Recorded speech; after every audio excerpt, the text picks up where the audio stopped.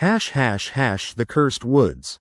In the small town of Eldridge, nestled between rolling hills and a thick, ancient forest, whispers of the cursed woods crawled through conversations like the fog that wrapped the trees each night. The townsfolk avoided the dark expanse like the plague, warning young ones of ragged shadows and twisted branches that seemed to reach out with claws when the moon was high.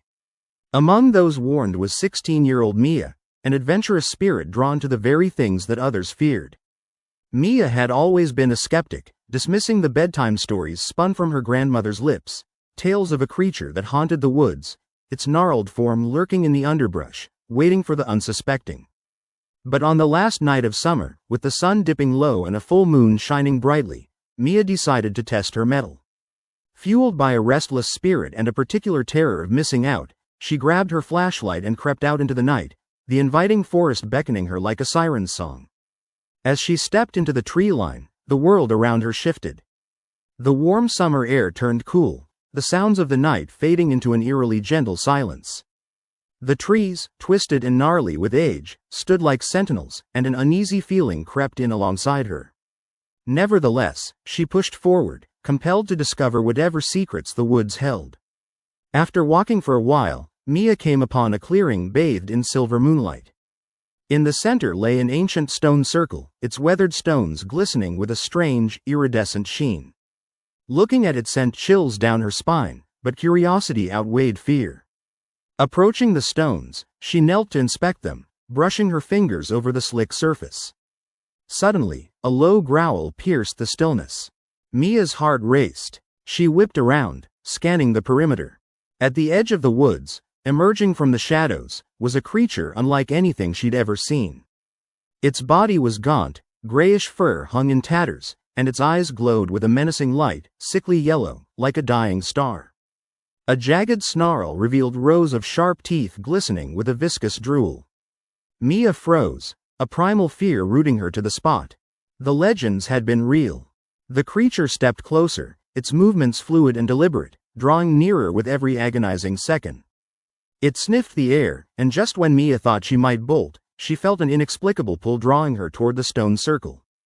"Run! Get out of here!" A voice echoed in her mind, the warning growing louder as the creature prowled closer. But she couldn't move. The stones were suffused with a distinctive energy, as if they were alive. With a sudden burst of courage, she realized she had a choice. She could succumb to fear and let the darkness consume her, or she could fight against it.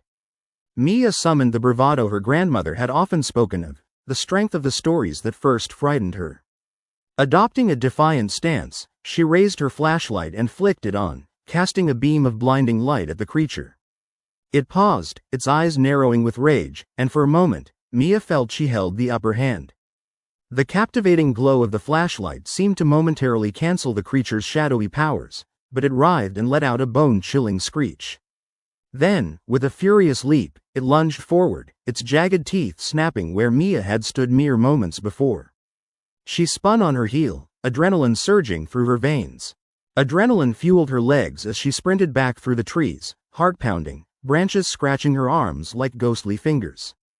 Behind her, she could hear the creature thrashing, its curse mingling with the winds that roared through the trees.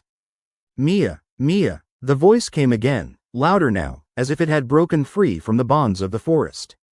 She stumbled back toward the edge of the woods, breathless and terrified.